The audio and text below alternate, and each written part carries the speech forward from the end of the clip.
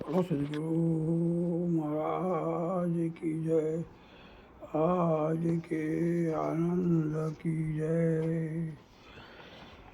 हे પરમ તત્વને પૂજીએ અને સેવીએ સુકૃત સાર રૂપે સદગુરુ વંદે વારંવાર।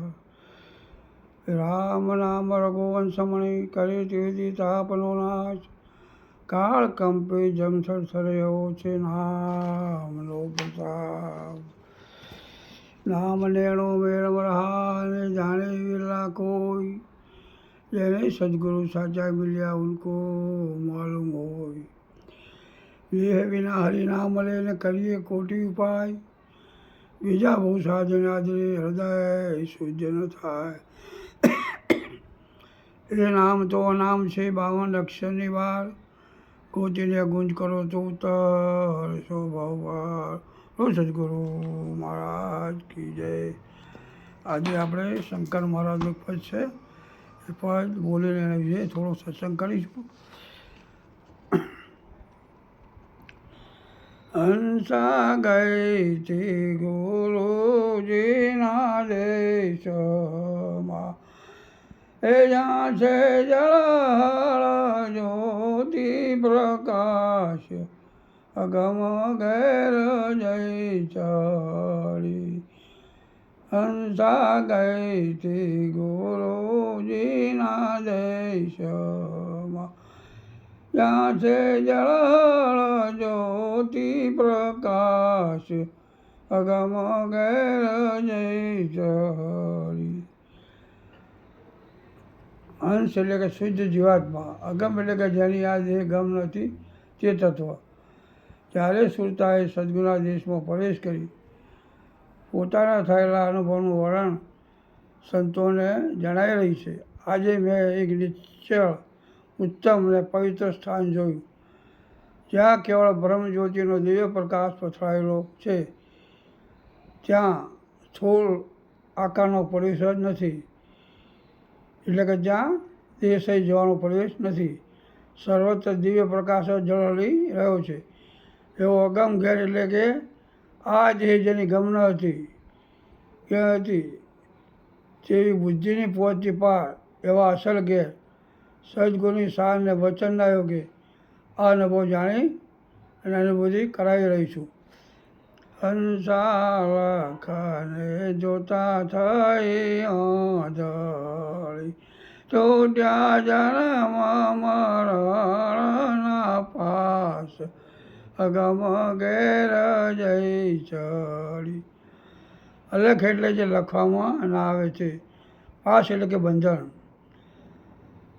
અલગ કહેતા દેહમાં જે હાજરાજુર છે તેને જાણવાનો છે। જે તમારા શ્વાસે ઉશ્વાસના જ્યારે શ્વાસનું આવન જાવન તેમાં સત્તાને સ્ફૂર્ણા આપી રહ્યો છે। જે લખવામાં આવે તેવો નથી, વાણી તેનું વર્ણન કરી શકે તેમ નથી, અને આ નિર્ણય નિરખાય તેવો નથી। તે શબ્દાતીત, ગુણાતીત અને અક્ષરાતીતનું સ્વરૂપ જોઈ હું ભાવ વિભોર બની, એટલે કે ઓંધળી બની, એટલે કે મારો દેહ જ્યાં છૂટી ગયો।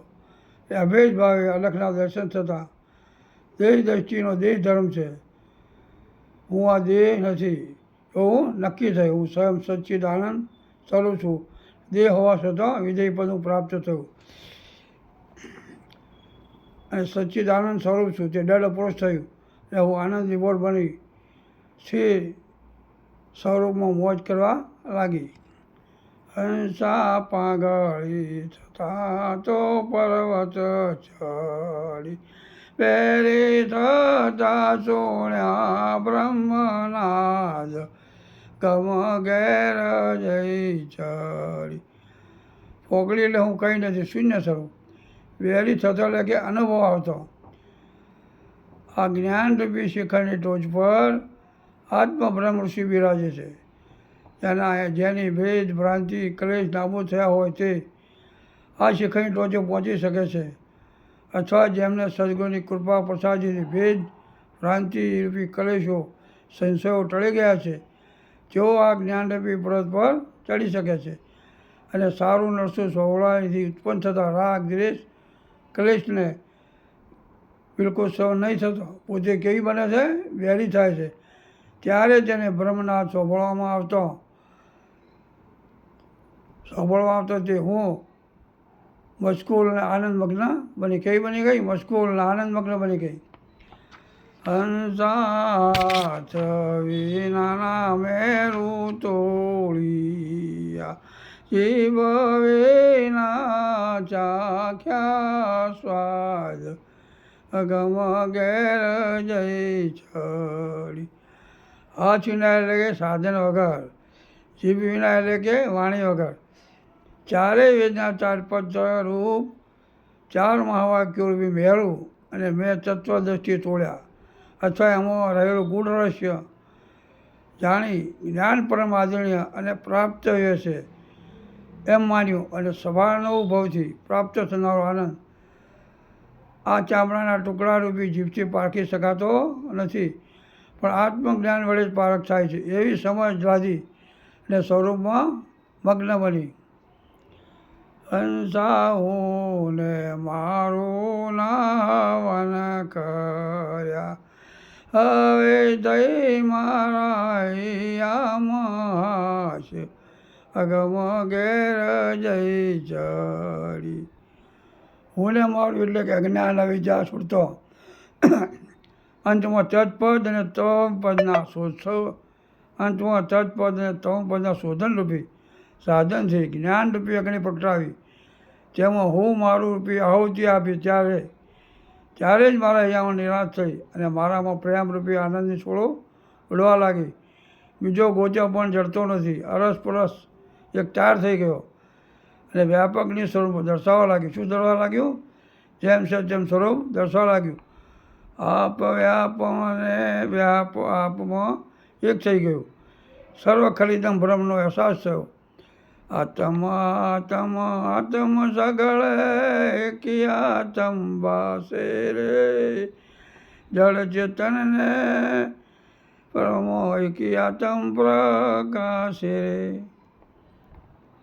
હંસા શંકર મસ્ત સ્વરૂપમાં, પછી કોને કોની હોય આશ, અગમ ઘેર જઈ ચડી. આ પદમાં શંકર મહારાજ મસ્ત સ્વરૂપમાં પોતાની વૃત્તિ વડે નિજ અનુભવ રૂપી અનુભૂતિ પ્રગટ કરી રહ્યા છે. પછી કહેવાપણું, કરવાપણું અને ભોગવવાપણું અથવા આપવાપણું કોઈ બચતું નથી.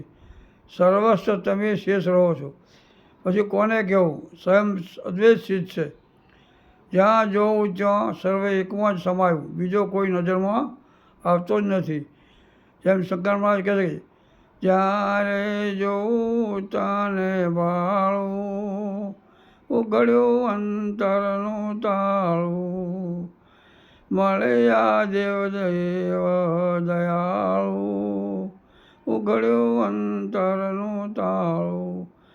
જ્યારે અંતરદ્રષ્ટિ થાય છે ને, ત્યારે જેમ સેમ જિજ્ઞાસા જાગતા પોતાના સ્વરૂપમાં સદગુરુ વચનો સ્થિર થાય છે, ત્યારે સ્વરૂપની સિદ્ધિ પ્રાપ્ત. બોલો સદગુરુ મહારાજ કી જય. ભૂલચૂક વધમાં પણ બોલો સદગુરુ મહારાજ કી જય. ભલારામ મહારાજ કી જય.